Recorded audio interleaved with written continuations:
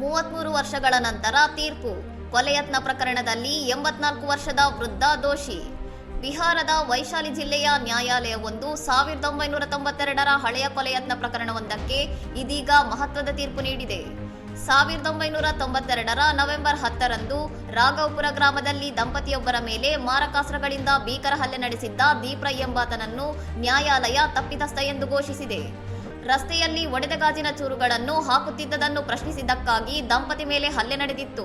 ಈ ದೀರ್ಘ ಕಾನೂನು ಹೋರಾಟದಲ್ಲಿ ಉಳಿದ 4 ಆರೋಪಿಗಳು ವಿಚಾರಣೆಗೂ ಮುನ್ನವೇ ಮೃತಪಟ್ಟಿದ್ದಾರೆ. ಪ್ರಾಸಿಕ್ಯೂಷನ್ ಒದಗಿಸಿದ 10 ಪ್ರಮುಖ ಸಾಕ್ಷಿಗಳು ಮತ್ತು ವೈದ್ಯಕೀಯ ವರದಿಗಳನ್ನು ಕೂಲಂಕುಷವಾಗಿ ಪರಿಶೀಲಿಸಿದ ನ್ಯಾಯಾಲಯ ಆರೋಪಿ ವಿರುದ್ಧದ ಆರೋಪ ಸಾಬೀತಾಗಿದೆ ಎಂದು ತೀರ್ಪು ನೀಡಿದೆ. ಅಪರಾಧಿ ದೀಪ್ ರೈಗೆ ಈಗ 84 ವರ್ಷ ವಯಸ್ಸಾಗಿದ್ದು, ಆತ ನಡೆಯಲು ಇತರರ ಸಹಾಯ ಪಡೆಯುವಷ್ಟು ದೈಹಿಕವಾಗಿ ದುರ್ಬಲನಾಗಿದ್ದಾನೆ. ಈ ವಿಷಯ ಇದೀಗ ಸಾಮಾಜಿಕ ಜಾಲತಾಣಗಳಲ್ಲಿ ಚರ್ಚೆಗೆ ಗ್ರಾಸವಾಗಿದೆ. ಗಲಭೆ ಮತ್ತು ಕೊಲೆಯತ್ನದಂತಹ ಗಂಭೀರ ಸೆಕ್ಷನ್ಗಳಡಿಯಲ್ಲಿ ದೋಷಿಯಾಗಿರುವ ಈ ವೃದ್ಧನಿಗೆ ವಿಧಿಸಬೇಕಾದ ಶಿಕ್ಷೆಯ ಪ್ರಮಾಣವನ್ನು ನ್ಯಾಯಾಲಯ ಇಂದು ನಿರ್ಧರಿಸಲಿದೆ. ಇನ್ನಷ್ಟು ಸುದ್ದಿಗಳಿಗಾಗಿ ನೋಡ್ತಾ ಇರಿ ಸೌರಂ ಟಿವಿ.